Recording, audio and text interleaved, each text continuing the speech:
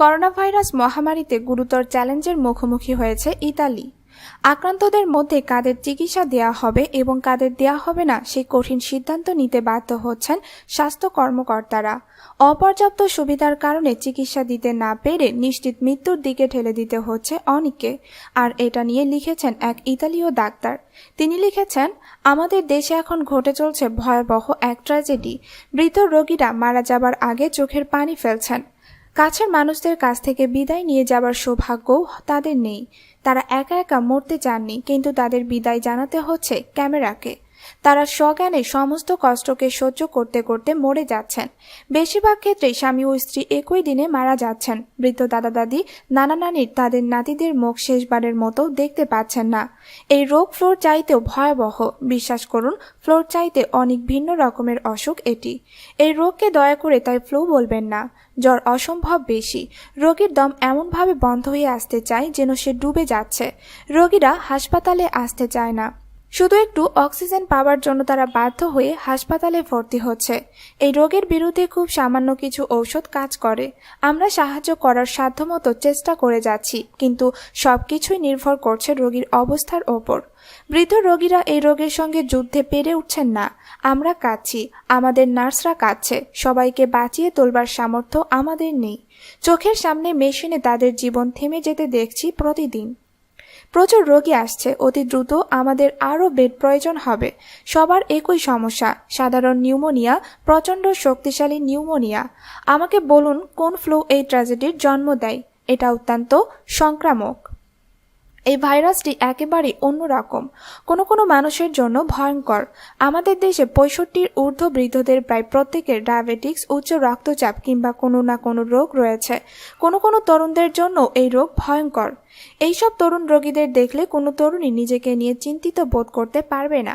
আমাদের হাসপাতালে কোনো সার্জারি আর হচ্ছে না। বাচ্চাদের জন্ম, চোখের অপারেশন কিংবা ত্বকের চিকিৎসা, সার্জারি রুমগুলো ইন্টেনসিভ কেয়ার ইউনিটে রূপান্তর করা হয়েছে। সবাই যুদ্ধ করছি করোনা ভাইরাসের বিরুদ্ধে। প্রতি ঘন্টায় রোগীর সংখ্যা বেড়ে চলছে।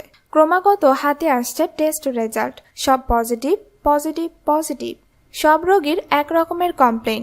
অসম্ভব জ্বর, শ্বাসকষ্ট, কাশি, ডুবে যাবার মতো দমবন্ধ অনুভূতি। প্রায় সবাই ইন্টেনসিভ কেয়ারে চিকিৎসা নিচ্ছেন। কেউ কেউ অক্সিজেনের মাস্কের নিচেও শ্বাস নিতে পারছেন না। অক্সিজেনের মেশিন এখনও সোনার চাইতেও দামি। বিশ্বাস করতে পারছি না কি দ্রুত এসব ঘটে গেল। আমরা সবাই ক্লান্ত, কিন্তু কেউ থামতে চাইছি না। সবাই মধ্যরাত পর্যন্ত কাজ করে চলছি। ডাক্তাররা নার্সদের মতো অবিরাম কাজ করে চলছেন। 2 সপ্তাহ ধরে আমি বাসায় যাই না। আমার পরিবারের বয়স্ক সদস্যদের জন্য আমি শঙ্কিত।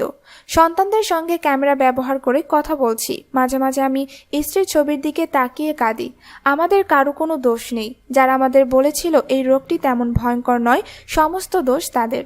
তারা বলেছিল এটা সাধারণ এক ধরনের ফ্লু। কোনো ব্যবস্থা নেওয়া হয়নি। আর এখন অনেক বেশি দেরি হয়ে গিয়েছে। দয়া করে ঘরের বাইরে বের হবেন না। আমাদের কথা শুনুন। শুধুমাত্র ইমার্জেন্সি কারণ ছাড়া ঘর থেকে বের হবেন না। সাধারণ মাস্ক ব্যবহার করুন। প্রফেশনাল মাস্কগুলো আমাদের ব্যবহার করতে দিন। মাস্কের অভাবে আমাদের স্বাস্থ্য ঝুঁকির মুখে। কোনো কোনো ডাক্তার এখন আক্রান্ত। তাদের পরিবারের অনেকেই জীবন ও মৃত্যুর সন্ধিক্ষণে। তাই নিজেদের বাঁচানোর চেষ্টা করুন। বয়স্ক পরিবার পরিজনকে ঘরে থেকে বের হতে দেবেন না। আমাদের পেশার কারণে আমরা ঘরে থাকতে পারছি না। শেষ মুহূর্ত পর্যন্ত আমরা আমাদের রোগীদের বাঁচানোর আপ্রাণ চেষ্টা করে যাচ্ছি। দুর্ভাগ্যজনকভাবে আমরা নিজেদের শরীরে অসুখ ও ভগ্ন হৃদয় নিয়ে ঘরে ফিরছি। যাদের বাঁচাতে পারছি না তাদের শরীরের কষ্ট কমানোর চেষ্টা করছি। কাল সব ঠিক হয়ে গেলে আমাদের কথা সবাই ভুলে যাবে। আমরা ডাক্তারদের এইটাই পেশা। তাই মানুষকে বাঁচানোর চেষ্টা করে যাচ্ছি।